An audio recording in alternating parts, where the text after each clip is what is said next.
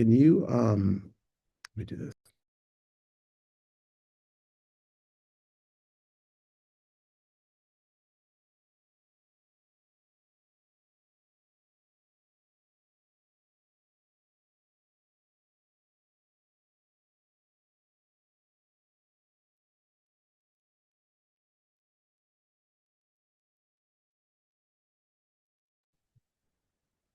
Hi, everybody who is arriving. We are going to start in a couple of minutes. We'll let everybody arrive. I just wanted to let you know that I appreciate you all joining.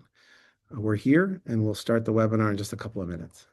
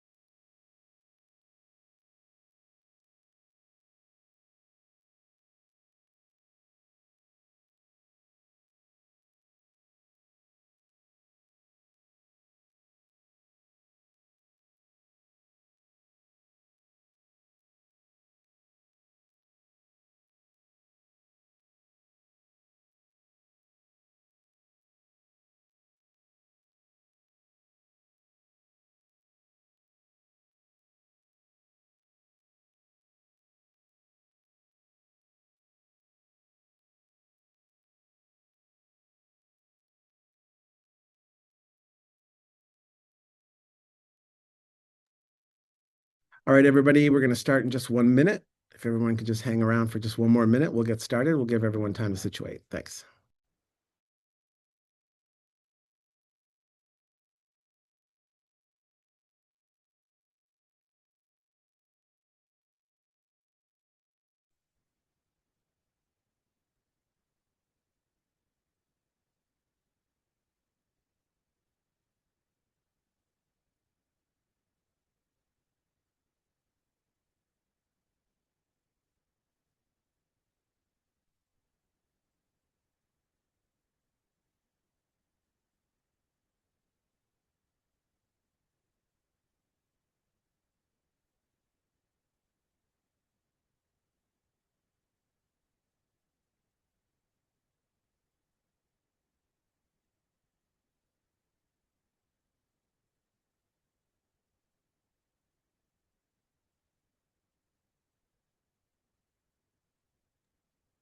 All right, everybody, we're going to get started.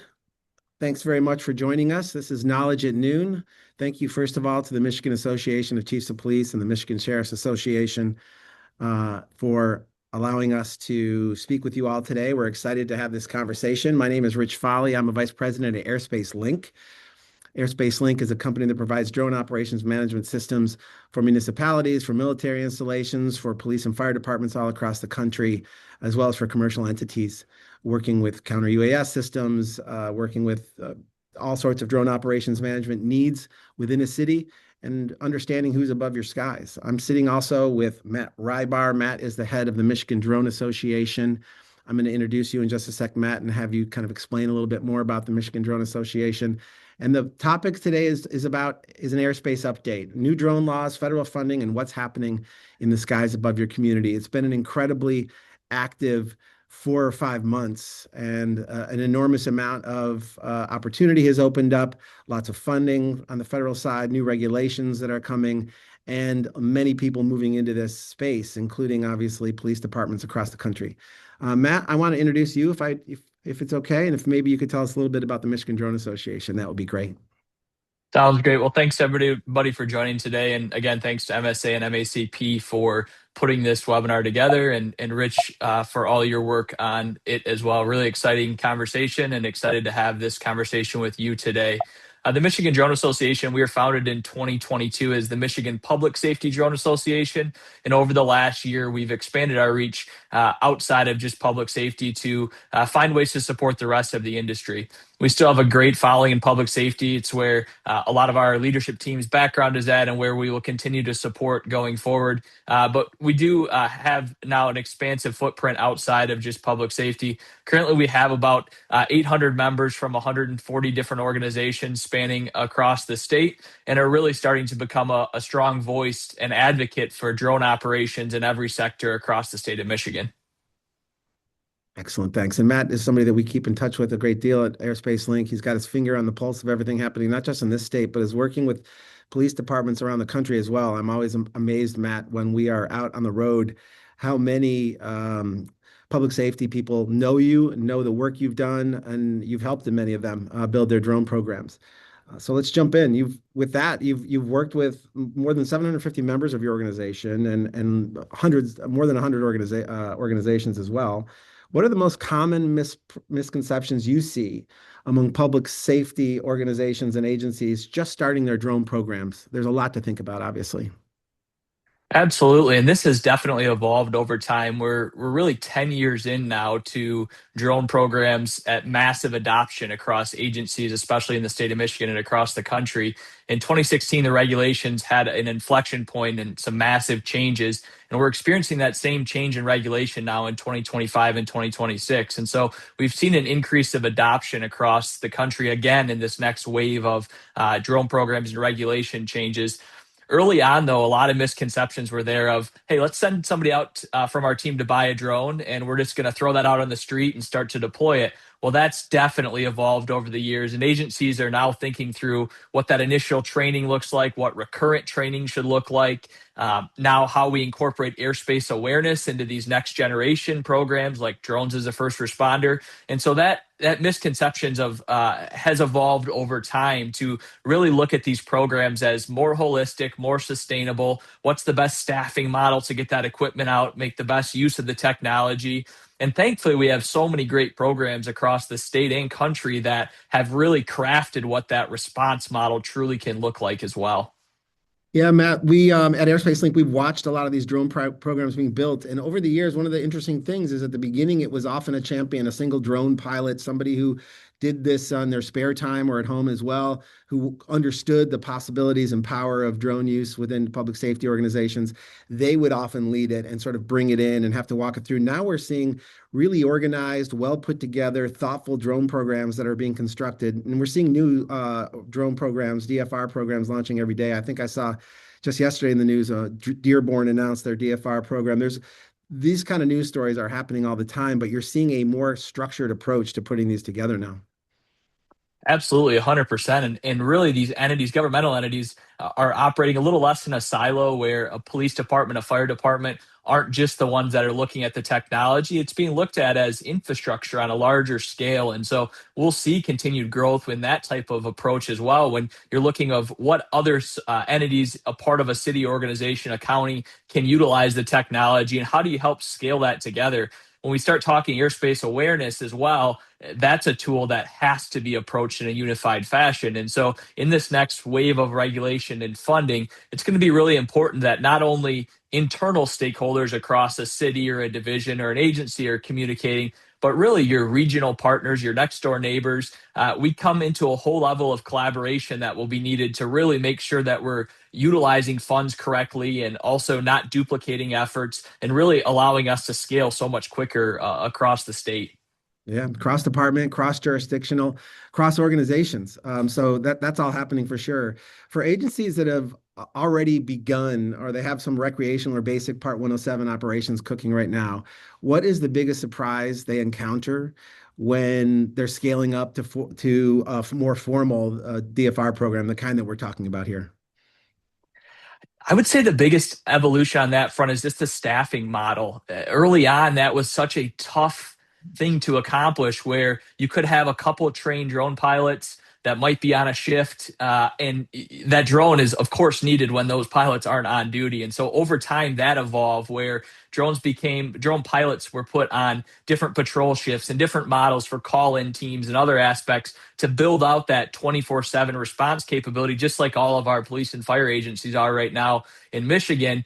And we're in that same evolution now where drones as a first responder, remotely operated drones are positioned in locations, and cities are very interested in starting those programs. But we're back to square one of who's going to fly those drones. What does that staffing model look like? In cities that have leaned into, say, a real-time crime center might have staffing in a more consistent basis across that operation.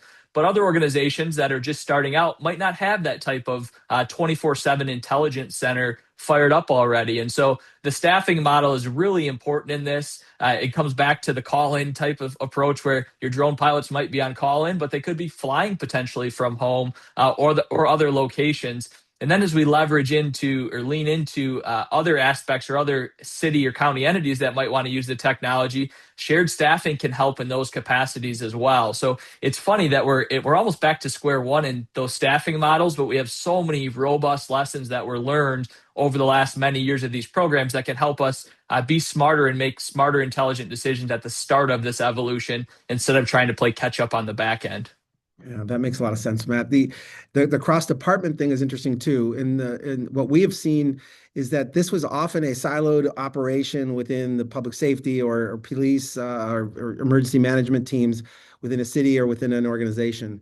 What we're seeing now, obviously, is that there's multiple users of drones across departments. That common operating, picture is really important, and that awareness of what the left hand is doing and the right hand is doing becomes more important too. What are you seeing in terms of police organizations working with other departments within a city?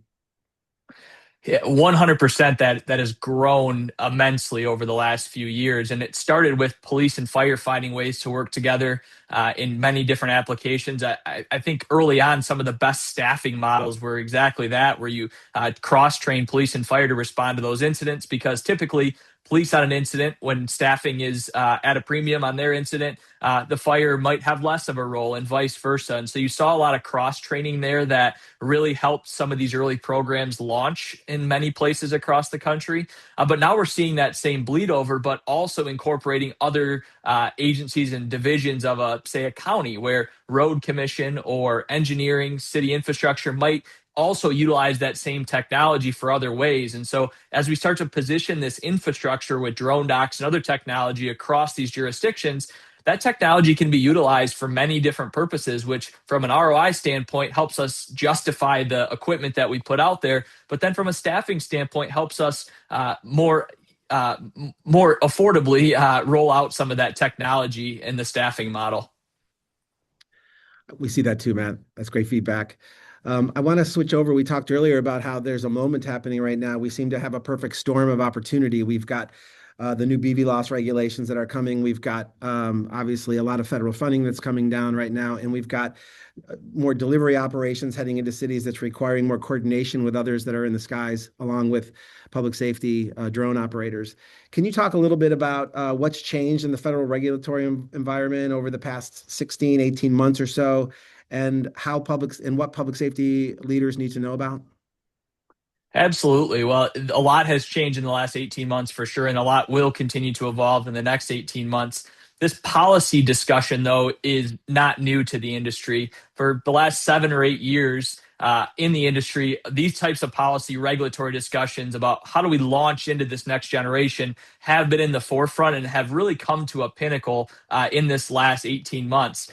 In June of this year, there were two executive orders that I believe summarize a lot of those different policy efforts. One was restoring airspace sovereignty, and the second is unleashing American drone dominance. And both of those two principles have guided some of the federal government strategies on how they roll out this next generation of policy and legislation. Everything from how do we reshore different technologies to beef up our American drone market? How do we connect OEMs with end users to make sure that technology is being developed for the end users, for public safety and for other entities? But then on the restoring airspace sovereignty, how do we start to approach our airspace and nefarious operators that might be in our airspace with a more strategic approach? And so some of these different regulatory changes have really helped shape that. I think in public safety, one of the biggest changes that we're going to see implemented this year is on 1/1, a part of NDA 2026, which funds our military reauthorization. An act called the Safer Skies Act was included with that legislation. And up until this point, us on the public safety state and local side have not had any tools to actually deal with nefarious drone operators in the wild. Federal government had the ability to mitigate drones in certain situations, but us on the state and local side never had that path to do that. And so that legislation now gives us, as state and local, a regulatory path to actually mitigate drones. It's not as easy as it sounds like. We can't just flip the switch on 1/1 and go procure technology and start taking drones out of the sky. However, the process has begun. There's a FBI training academy, which is the gatekeeper to that authority. A process has been released to send people to that academy for training. And we're seeing different ways that that's going to be ramped out during FIFA and America 250, and then to the rest of the country in the second half of the year. I think it is important to also talk about what's happening on our state legislation side. Right now, there's 16 bills in our state house that are continuing to evolve and move the conversation on the state side. Some of those bills have a drastic effect on public safety, and we've been very engaged with the bill sponsors to make sure that those bills, when they get to their end state, are in a place that help us as public safety move the industry forward. One of those bills I think is really important that actually hasn't been entered onto the registry yet. We should see it in the next week or so, which is an enforcement bill, which would adopt federal aeronautics code similar to our commercial vehicle code to allow us on the state and local side to actually take some enforcement action for some of these operators that are in the airspace. Right now, if we come across a situation where an operator is acting in a negligent or nefarious intent, all we can do is document that and report it to the FAA and the FBI for a thorough investigation. And our hands are very tied in many of those situations. And so we're hopeful that in this legislative cycle, many of those bills that need to continue to evolve, we can work with the sponsors to get those evolved, but then also really prioritize that enforcement bill to finally give some grit to the enforcement cycles that we need here by the state and local government. Yeah, you talk about finally, and you talk about all this, all the regulatory activity that's happening right now. We're seeing that on the federal level too. A lot of these cities that we've been working with have been sort of moving through their organization, their structure building for around drones and drone as first responder programs. Suddenly, though, with all of these market signals coming on the regulatory side that it's happening, it's coming, it's close, and the BVLOS rules that we'll talk about a little bit in a sec, and then a lot of federal funding that's right now, to your point, Matt, starting with these 11 FIFA cities and the FIFA host cities, World Cup soccer host cities, and the National Capital Region. Those 12 cities are sort of driving right now, but right behind that, as they set the template, will be many others, the rest of the United States, as it were, another $250 million in funding that'll come down to drone programs. With that funding landscape being the significant it is right now, what are you seeing agencies do right now versus mistakes they might be making in positioning for these grants that will be upcoming? Absolutely. That money that's coming down, $250 million is the second half of that. So that grant, a part of legislation earlier this year, there was $500 million of Counter-UAS funding. The first half was allocated for, like Rich said, America 250 and the 11 FIFA cities, or 10 FIFA cities and America 250. And so that second half of that funding, $250 million, will become available in fiscal year 2027, so October 1st. We expect for agencies that should open up sometime in June timeline. It'll start at the federal side. They'll then release it to the states, and the State Police Homeland Security group will be the SAA that will administer that fund in Michigan. But if you quickly do the math on that, $250 million divided by 56 states and territories, not going to be a large amount of money that we will most likely secure of that in Michigan. And one nuance to that funding cycle as well is that that money is competitive agency by agency across the country. A state doesn't get a portion of that money from the signals that we're seeing. It'll be a competitive grant application, just like America 250 and FIFA was. And so what that means for us is that if we don't approach this in a very strategic way with multi-jurisdictional response in mind, with regional and statewide initiatives, we're going to struggle on an agency by agency basis in a silo to actually funnel a lot of those dollars into the state of Michigan. And so what we're continuing to see is collaboration in regions and statewide efforts did very well in the FIFA funding cycle, and we expect that same theme to carry through on the second set of funding when people are working together to fund and pool some of those resources of programs they already have in existence. Which is a good lead in, I think, Matt, to the work you're doing at the state level to create an organizational structure around some of this. Can you talk a little bit about the C-UAS task force that you're putting together as part of the larger federal funding strategy? Absolutely. So our association is spearheading a Counter-UAS task force with public safety agencies only on that task force and working group. And the goal of that from the beginning was, how do we better collaborate across the state on a regional by regional basis with Counter-UAS equipment, technology, SOPs, and really rollout.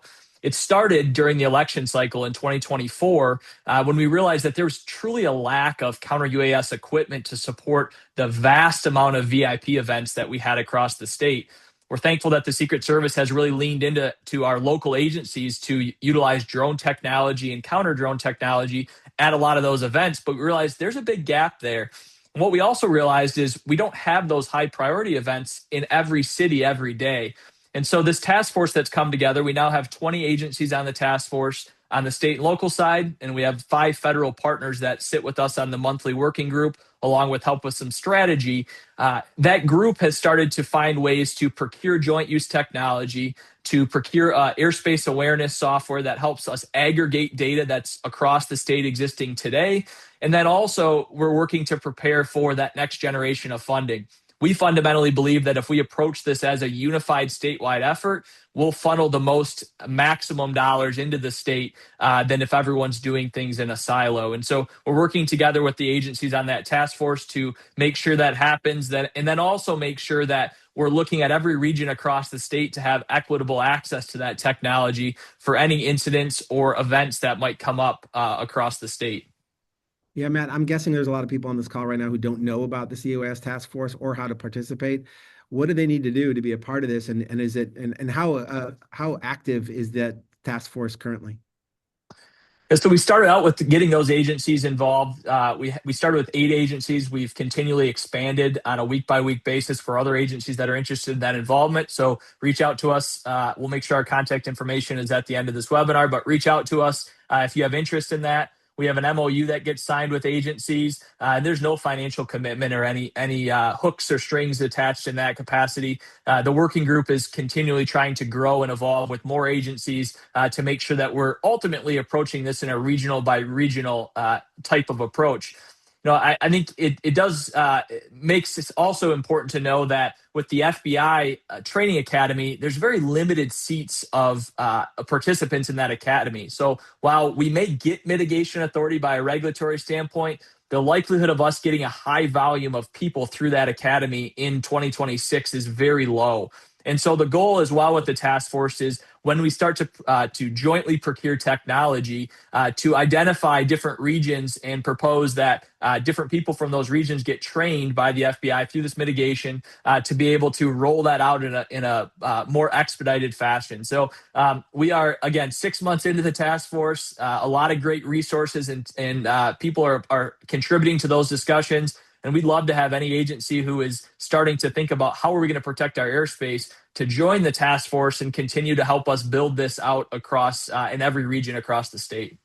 Yeah, so for success, defining success for the task force, yes, the funding is coming down. Yes, this could help drive more funding to the state and to individual DFR programs as well. But there are other benefits, obviously, to having a well-organized DFR network. Can you talk a little bit about what success looks like in that C-UAS task force beyond just the funding, which is going to obviously be very important, but there's more to it? Yeah, I think in step one to that was how do we start to aggregate the data and understand what data is out there right now on the drone detection side. Some agencies might not know that their next door neighbor is using certain systems. Other agencies across the state might not know different systems that are be utilizing. I think our prison system is a great example where if an incident happens at one prison, it would be really great to know if that drone had maybe popped up at another prison across the state, or if an incident happened at one stadium, would really be great to know if maybe there was some pre-scouting that was happening at two other stadiums across the state. And so we're working to aggregate a lot of that data that governmental agencies have right now in the state, but then also leaning into private partnerships. We have so many different organizations that have a vested interest in drone detection, airspace awareness. Yesterday was the first committee hearing on some of these bills in Michigan, and it was very evident that our energy sector and many other folks are very interested in drone detection and worried about other aircraft flying over their facilities. And so we're working as a task force through a public-private partnership model to lean into that as well, and bringing some of those private stakeholders to the table who might want to fund equipment for a jurisdiction or help a jurisdiction get drone detection capabilities rolling. And so really trying to unite all of those different efforts under that aggregated data approach is how we believe will be a big metric for us to determine success moving forward this year. Yeah, it makes a ton of sense, and it's exactly where we are. To just like a plug Airspace Link for a bit.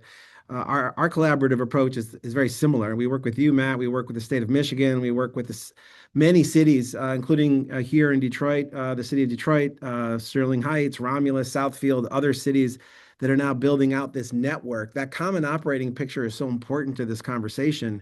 And then working with other drone program operations like the Advanced Aerial Innovation Region here in Detroit, which is creating the environment for urban drone operations beyond just public safety into delivery, inspections, et cetera, and creating that environment, that BVLOS environment that's going to allow a city or a region to really thrive and create the corridors that we're talking about, which is only going to put more pressure on these DFR programs to be communicative and to be aware of everything else that's happening in the skies as more and more happens. So that single pane of glass concept, that awareness, that aggregated data, that sharing information across jurisdiction is absolutely essential to what we do here at Airspace Link 2. Absolutely, and I think that value proposition continues to grow as we start to figure out who's good in the airspace and who might not be good in the airspace. It's very simple on a lot of these incidents when it's just a police drone and maybe somebody else who doesn't belong there. For us as law enforcement to determine what's good and what's bad. But when we look at the volume of air traffic that's going to continue to increase with a lot of this future regulation, softwares like Airspace Link and AirHub can help deconflict friend or foe and start to determine who might have nefarious intent, who might have negligence a part of their mission set, and really help that be a tool that can help us navigate those types of decisions in a really quick fashion, because it's seconds that will matter in those calls. We aren't going to have a long time to evaluate whether a drone is supposed to be there or not be there if it has nefarious intent. And so these types of collaborative efforts, platforms like Airspace Link and others, continue to help bring that data into one place to be able to make those determinations while you're working these incidents. Yeah, we're seeing the same thing. One of the most interesting things that's happening right now is Counter-UAS is one of the most talked about elements of the drone industry now, protecting your citizenry, understanding what's in the skies above your heads, understanding intent of the drones that are flying near critical infrastructure and elsewhere, obviously of critical importance, especially as you move into large events and stadium events and other critical infrastructure that need to be protected.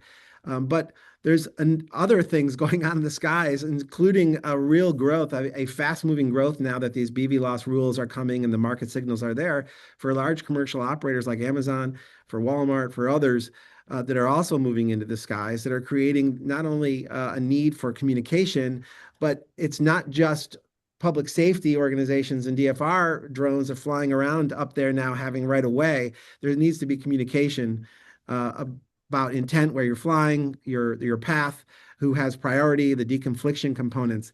I want to talk about a couple really big topics that are happening right now that are also driving our industry at the moment, beyond visual line of sight rules, which are about to drop, and UTM and the requirements that are going to come around UTM. Let's start with BVLOS. The rules for BVLOS that the FAA have been working have gone out to public comment. They just put them back into public comment yesterday for a few more tweaks. But we're expecting by March, April, new BV, it could be summer. Things can always slide, but the expectation is before summer, we'll have new BV loss rules. Can you talk a little bit about what that means for public safety agencies, why they should care about this, and what does the upcoming regulatory framework mean for their operational capabilities? Absolutely. Well, it's exciting to see that the FAA has leaned into beyond visual line of sight operations and the capacity that they have to expand it moving forward. Many agencies in the state and across the nation have been had the fortunate pleasure of going through an application process that at times for BV loss missions could have taken up to 6 to 12 to 18 months, depending where you were in that process. That BV loss process for us right now at a low altitude is something that can be achieved very quickly with current Part 91 regulatory approvals. But as we enter this next phase, I think there's going to be some wrinkles that come along with that as well. And the fact that we have so many operators that want to operate in this fashion in the airspace is going to really be a game changer for us and what infrastructure will be needed to support the growth of that operation. Let's use the roadway, for example. Whereas right now, if a traffic is moving down a highway and us as a first responder need to get through that traffic, all we have to do is flip the overhead lights on, activate our sirens, and help navigate through that traffic. We have priority in that airspace. The same situation, I'm sorry, on the roadway, the same situation is going to come on the airspace side of the house, where there are situations where public safety will need priority to access current different areas. And we know that that priority is going to be a very dynamic environment where we can't plan out our missions days in advance, like say a package delivery operation might be, or other types of infrastructure inspections and other things that might happen in the airspace. And so if we can continue or start to put infrastructure in place right now that will be future compliant with the FAA's UTM, unmanned traffic management systems, and other systems, it's going to do a good job to position ourselves well for that next generation of legislation. If we wait and we continue to operate in a silo, it's going to make it a lot more difficult in the future to operate in those environments if we don't have that baseline infrastructure in place or budgeted for or planned for as we look to the future. It's really important, though, as public safety. I think oftentimes we think that we can lock out massive areas of airspace, and that's not going to be possible. We're going to have to be equitable to allow industry to operate in different places, while also knowing that there's times where we need to have priority in that airspace. And so there's been a ton of great different initiatives, like the Dallas Key site, who took 8 package delivery companies plus public safety and worked through some of these priority initiatives through there. And so really excited to see what some of those initiatives produce for us as a roadmap for the future, because there's a lot of discussion that still has to happen around different aspects of BV loss. But putting that basis in place with infrastructure to start with is very important as a level one. Yeah, a couple bits just to kind of tell the audience here really quickly. One, I've just noticed my typo on BV loss on my left, and that's bothering me quite a bit, but I want everyone to know that it should be BV loss. Sorry about that. Secondly, if you all have questions, please do drop them into the chat. We have somebody here monitoring the chat, and we'll take time at the end of our conversation. We'll leave 15 minutes or so for conversation and Q&A. So please feel free to drop questions in the chat if you have them. So Matt, you mentioned UTM, obviously, and the importance of it. We've talked to many DFR program leads who are not as knowledgeable about UTM. It's not been something that a lot of DFR programs have required in the past, because simply there just wasn't enough drones, or there wasn't enough regulatory need at the time for UTM. Now, with the number of flights that you're seeing, when you mention UTM to a police chief or somebody running a DFR program, what's the 60-second explanation about why it matters for their jurisdiction and why they need to consider? And I can throw in a couple examples as well when you're done. Awesome. Sounds good. I think unmanned traffic management systems allow for that strategic deconfliction from drone to drone. In the past, the FAA has always done that strategic deconfliction for us on the manned air traffic side in controlled and regulated environments. And so that strategic deconfliction is an important component of UTM. There's also a different regulation that most of us governmental operators fly under is Part 91. But unfortunately, we've seen some collisions happen under Part 91 with the manned air traffic side. DCA last year is a great example with the Black Hawk and commercial airliner collision. And so as this continues to evolve, we will be forced to step into UTM in different components at times. And really, under our waivers that we get with Part 91, we're required to deconflict from other aircraft that are out in that airspace. And so we have priority in certain cases, but we also are required to deconflict. And we kind of sign this blanket waiver that we're going to handle the deconfliction. And so if we don't know what other traffic is existing in that airspace, it's hard for us to handle that deconfliction. And so both from a drone detection standpoint, a UTM standpoint, and then a response standpoint, that infrastructure is going to support under the concept of UTM, that type of strategic deconfliction for the future. But what did I miss, Rich, that you want to tap into? No, I think we've seen examples. Amazon and Walmart are aggressively moving to new cities across the United States. We're seeing, I think Walmart just announced 150 new locations. Amazon is talking about 50 to 100 new locations this year. They're already delivering in many communities. And what Amazon and Walmart don't always do as well as they might need to as they go forward is communicate effectively with the local authorities and let everybody know that they're coming. They show up with a UTM, they start to fly immediately, and they start to fly as many as 250 to 300 flights an hour out of their warehouses. And this is the future of delivery, obviously. What happens when that happens is that the local police organization that may have an aggressive DFR program, if they're not in a UTM, technically they become deprioritized to some degree. Now, obviously, that's not the case in an emergency, but it creates stickier problems when you're not on a UTM yourself. So these commercial operations are showing up. And because they have a UTM, they start to move aggressively. And so whereas the DFR programs might have been there for a long time without a UTM, they're missing their visibility on everyone else that's happening. And we're seeing that Yeah, all.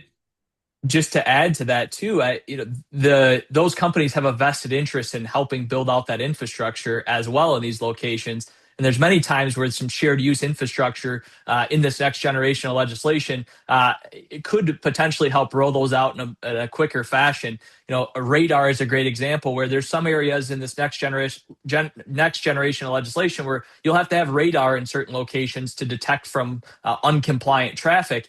And that radar is expensive and costly to stand up. So to have commercial entities plus our public sector standing up all this standalone radar systems and other types of infrastructure isn't going to be the most economic or efficient way to cover those large areas. And so as we continue to lean into this next generation, having a good relationship with those companies that are trying to do very similar things in those areas will only help our efforts to potentially fund some of that equipment and be a revenue generation center for us as we begin to look at how can we approach this in a more unified fashion moving forward.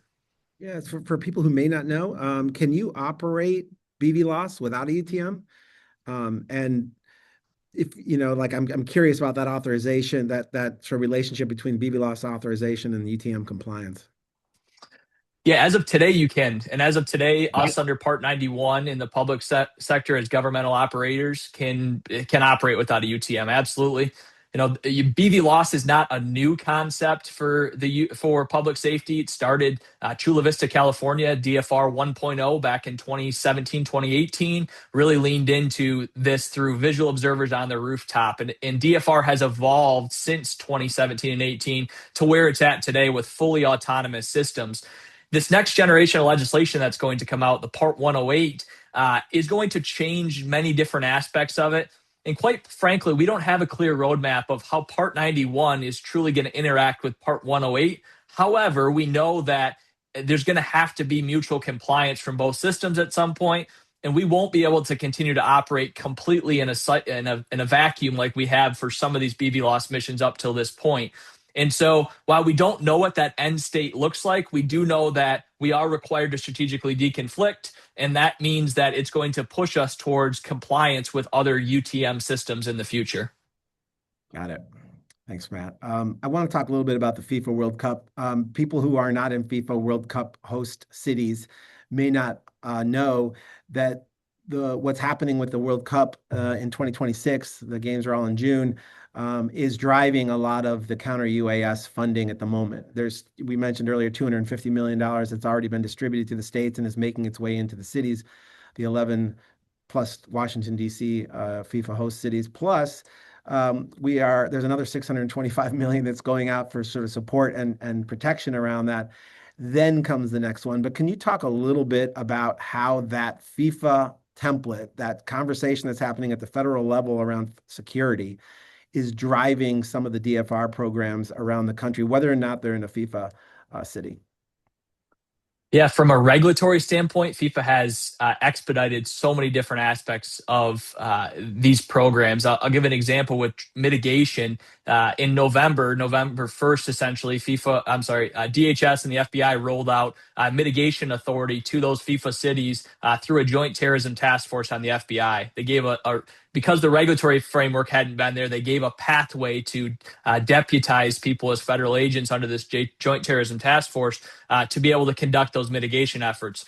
Well, from November 1st until December 31st, all of a sudden, regulatory moved very quickly and then adopted very similar approach outside of the terrorism task force to actually give us that statutory regulation to do drone mitigation. And so we see that in so many different aspects of this FIFA project, the FIFA funding, from drone detection procurement to contract systems that are being put in place to help expedite that process. DHS has really pushed hard on using FIFA as a way to get this technology out there to protect those events, but then also realizing that there's a lot more events across the country that happen, and they really need to ramp up the support in that capacity.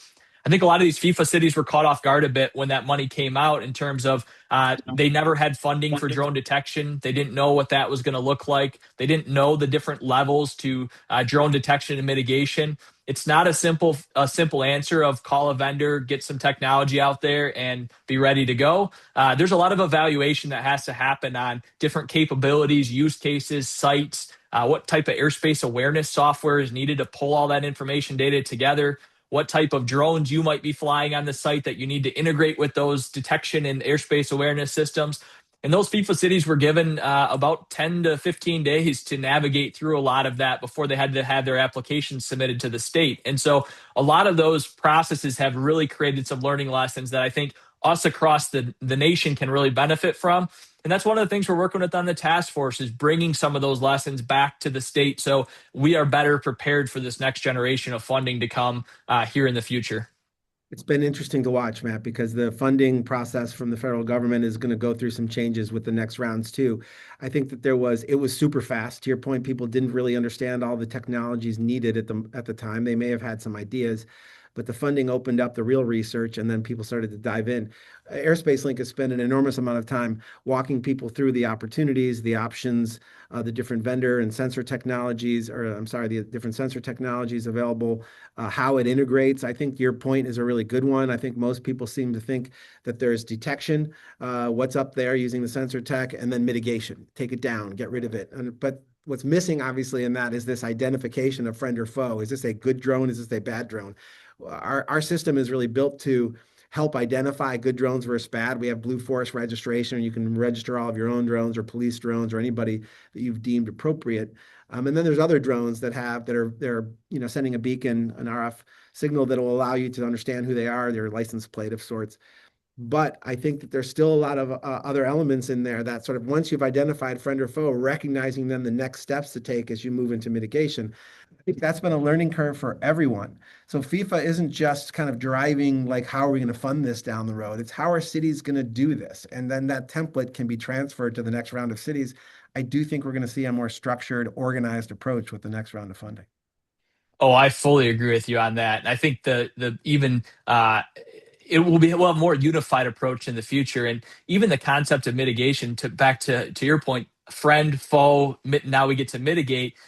We aren't in theater. We aren't across overseas in warfare zones. in public safety. We have to account for ground risk and other factors that come into that. And so taking drones out of the sky that might be rogue or nefarious becomes a very complicated situation. And robust SOPs, training, and other aspects are going to be required, as well as these strategic deconfliction systems that truly make sure that that drone is a nefarious drone. And now we have to know exactly what's on the ground underneath where that drone's at, what our mitigation attempt might be, and how do we do that in a safe way. I joke all the time, it's probably a little law enforcement sick humor, but we need to use a scalpel to pull these drones out of the sky. We don't just get to jam everything and let them fall. We have to strategically remove a threat out of the sky. And so I think this next generation, really FIFA, next generation of these programs is really going to be a catalyst to airspace awareness and how do we truly identify that threat and then respond with all of the information in one place.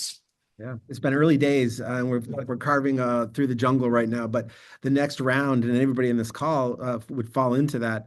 I think we'll seriously benefit from the work that's being done now from these early pioneers building out their C-UAS systems.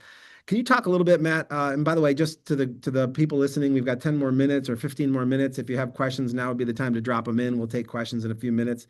I don't think we have any yet, but if we do, we will certainly drop some in there, and we might have a couple. Can you talk a little bit about, Matt, how Counter-UAS fits in with DFR? DFR, which is usually an emergency situation or something that's happening. How does sort of critical infrastructure protection, day-to-day critical infrastructure protection fit in with DFR programs? Are these separate efforts, or are they fully integrated? Really, they should be fully integrated. I think stadium operations are a great use case or example for this, where we're using drone technology lapsed at the same time as counter drone technology. Right now, we in drone mitigation, all the authority we can do today is to go find that pilot or that operator that might be operating out there. And so when we layer in a counter-UAS system with a drone operation, say around a stadium operation, where that pilot can respond to that location, we can get good eyes on a potential pilot that's operating that drone, and then talk response units into that location, it's only going to help us resolve that situation quicker. Stadium operations like a game day, let's use the Big House for an example. Sorry for all the MSU fans on the call, but Big House, for an example, over 150,000 people in a concentrated area outside the stadium. Well, it's going to be hard to identify exactly where that drone operator might be by just using counter-UAS, but by laying in DFR programs and other automated systems that we can get eyes on that person very quickly, well, then it helps us respond to those situations much quicker. So absolutely, these programs have to work together if we want them to be successful to protect our airspace, but then also to respond to calls for service. Awesome. Maybe you can, when we get into sort of the practical implementation, hardware is a really important piece of the puzzle here.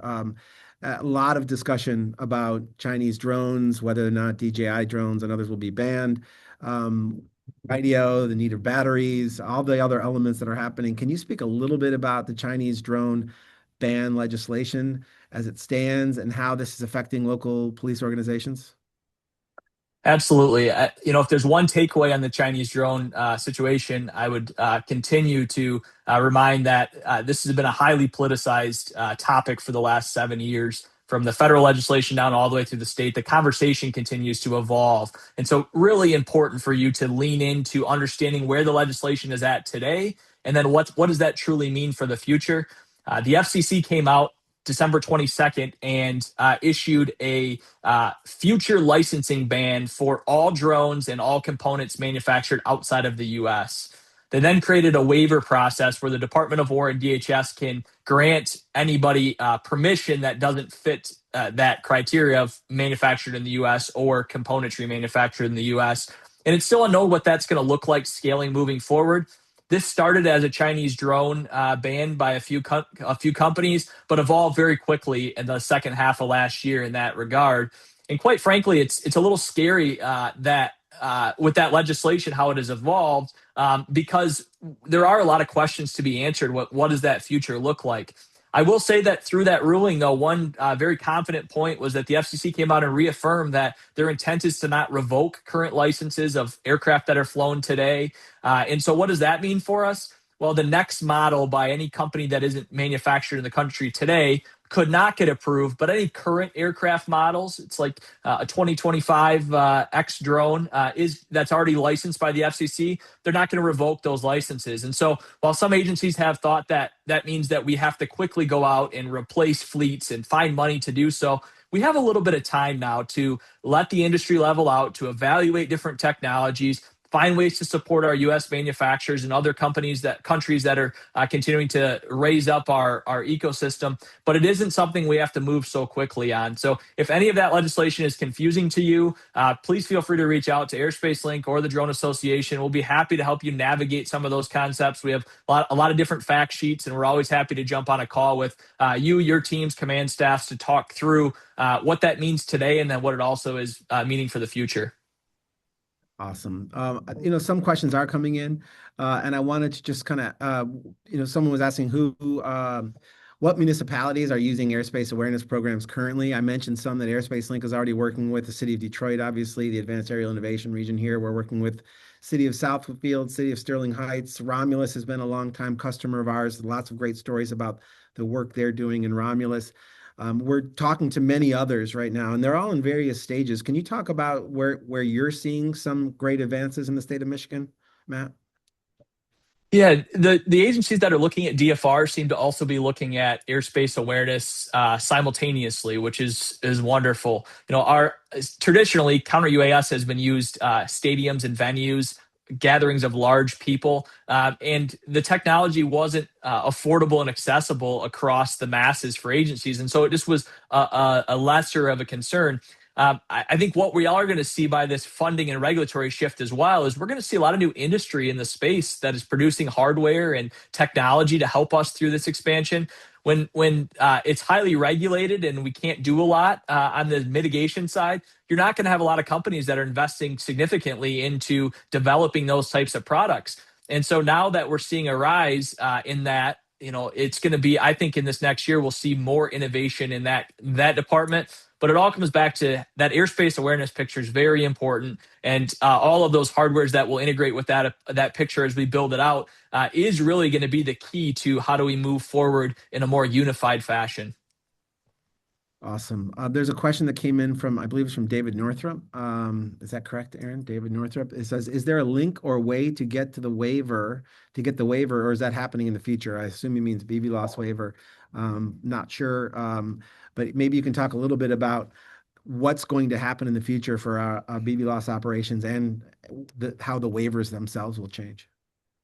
Yeah, under Part 91, that's a very simplified waiver to obtain right now for your agencies. So if you need any help, please reach out to one of us about that. Happy to assist. On the next generation legislation waiver, under Part 108, there's a couple different things that have been proposed on that front. But the Part 108 went out as notice of proposed rulemaking, as Rich said, back in August of this year. It closed after a 45-day comment period. It has reopened for a couple specific comments. An industry engaged at a catastrophically high scale to many of those different proposed rulemaking. So we don't know what that process will look like on the waiver and certificates for the future under Part 108. What we do know is Part 91 isn't going anywhere. And so you can obtain waivers under Part 91 today, and that will continue to evolve over time on that side of the house. Also, to piggyback, if that question was anything about the waiver for drones through the Department of War or DHS, we don't know what that's going to look like moving forward, but that won't be something that an individual organization will work with. That'll be manufacturer-based because it's all about getting FCC licensure. So a manufacturer will have to get their aircraft FCC licensed before they can sell that product in the U.S., and so they'll handle any of those DHS or DOW waivers in the future. Got it. And one of the things I wanted to let everybody know is on this call is that, one, we'll send out an email afterwards with links to Matt and his website at Michigan Drone Association and his email. You'll get mine as well at Airspace Link. Also, we'll be in Grand Rapids next week, so we'll be able to, and we'll be presenting, or we'll have a spot on the floor. I believe Michael Helander, our CEO, is also going to be speaking briefly. So for anyone who is looking for more information after this, please come find us next week, but you'll also get an email that has some links. So feel free to reach out to any one of us. We can give you support and help as you need. everybody, Matt, is in a different state right now. Some people are flying a single drone, some have full DFR programs with multiple drones, some are working cross-jurisdictionally already, some are have military installations in their communities, et cetera. They're all at different stages. If an agency leaves with this webinar ready to go, then they want to get started or they want to move, what would you say are the first three concrete steps that they need to take, whether they're just starting out or already have a program to get with this new DFR program that you're seeing emerge in this post BV loss rules, post funding, post COS implement or C-UAS implementation phase? Yeah, absolutely. I would be silly to not first say I think a first concrete step is to join the efforts of our Counter-UAS task force. A lot of great resources and team has come together that are working on that collaboratively. So I think that would be a first step to learn about what the task force is doing in many different aspects out there. The second is to evaluate your current airspace awareness capabilities and what does that future look like. Airspace Link, I know, will be happy to walk you through that process to do an assessment and what that looks like for your community. But it's important to know who those stakeholders are in your community, what type of technology you have today, how you'd like to expand that in the future, all through that greater airspace awareness picture. Because even with DFR, it's not just about procuring docs, getting a waiver, and starting the process. There's a lot of different stakeholders that could craft that airspace awareness picture with you. And the last is to strategically prepare for the funding opportunities. We know that a lot of those funding opportunities move very quickly, where limited information comes to us on the front end, and we have to be ready to move quickly with applications and other aspects. And so one of the things our task force is doing is preparing those proposals and getting that unified strategy put together before we get to that point where the funding gets dropped and we have to have a quick turn and burn application process. And so if you're new to drone detection, if you're new to these different technologies, really important that you lean into experts across the state that can help educate you about what those different technologies are and do to be better prepared for that funding process as it comes down in the future. Yeah, and that you mentioned, Matt, just kind of first foremost kind of understanding your airspace and understanding what's up there. I feel sometimes it feels almost wrong that I often have more information than some of the people that we're talking to in their cities.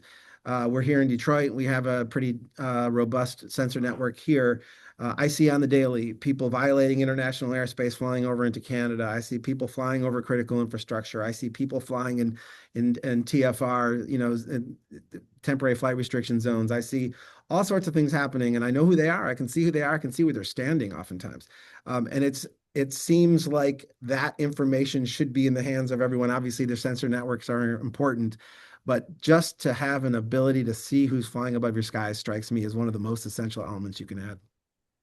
Absolutely. Well, a place you're all going to be next week in Grand Rapids. The association has some equipment that we deploy under MOUs with agencies for events, and we have one on a facility in downtown Grand Rapids right now for a couple weeks. And within hours of putting that sensor up last week, we had a drone that was flying very close to Aeromed's heliport at 1,600 feet AGL, which is far higher than is legally allowed in that case. And just situations like that we just don't know the volume of traffic or activity might be up there. That airspace awareness tool helps us start to make better decisions, helps us to conduct enforcement or just education in so many different atmospheres about what is good and what is negligent and nefarious drone activity.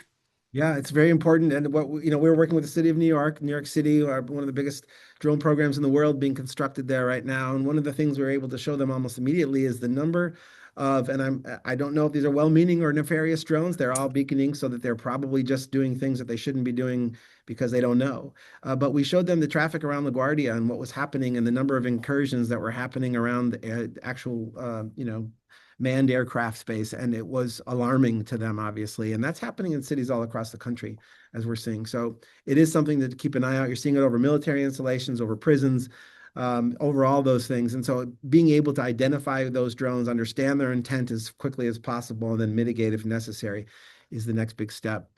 We have another question, Matt, and then we only have a couple more minutes left to this event, but I wanted to drop it out there. This is from Wesley Pope. Do you feel that a small agency can confidently invest in new DJI drones and expect continued support and available replacement parts? A good question. Yeah, absolutely. On that one, I'd really rely on your vendors to help you craft that from a supply chain standpoint. That's such an ever evolving conversation on the daily basis. And I would say that manufacturer aside, originally some of those legislative attempts on the federal level and that we saw in federal law were naming certain manufacturers. But in this last go around, it named a lot of companies, or I'm sorry, a lot of countries of concern instead of different manufacturers. And so what that shows us is work with your vendors about that supply chain. We've always been an advocate at MDA for access to all technology for agencies to be able to make the decision to choose what's right for their certain situation. Cybersecurity is very important. We've advocated for some heavy cybersecurity focused legislation that would allow the safe use of many of the technologies that we're all using today. And so happy to dive deeper into that if you need assistance, but I would very much leverage your vendors, talk through what that supply chain looks like, how those replacement aircraft may get to you or not get to you, and make a decision based off of those different situations, in addition to what's coming on the policy side that we see on the federal level. All right. Well, Matt, thank you very much for taking the time this last hour. For everybody who's listening, anybody who's still there, please reach out to us if you have any questions. Please come find us in Grand Rapids next week. We'd love to take this conversation to the next level. And please look into Matt's C-UAS task force. I think that's going to be one place where you're going to be able to stay on top of all of the information that's flowing and get the guidance and support that you need, regardless of the size of your DFR programs. And then, of course, if you are interested in Airspace Link and the drone operations management system and software that we provide, we'd love to talk with you as well. So thanks very much. I also just wanted to thank, if I could, just for a minute, we have Ron Wiles, who is the executive director of the Michigan Association of Police Chiefs. Ron, thank you very much for inviting us today. I understand that you were going to introduce earlier, and I wasn't aware of that, but I want to thank you for not only putting this webinar together, and the number of people that were here were really impressive, but also inviting Matt and I to be a part of it. Yeah, thanks, Rich, for hosting, and thank you, Ron and Matt Sexton on the MSA side as well for the work you guys did in putting this group together. I will not be behind a booth next week at MACP, but walking the floor, and we'll be around for the conference. So if you have any questions, feel free to reach out to me. Would love to sit down and grab a cup of coffee. All right. Thanks, everybody. Thanks for joining them today. Appreciate everyone.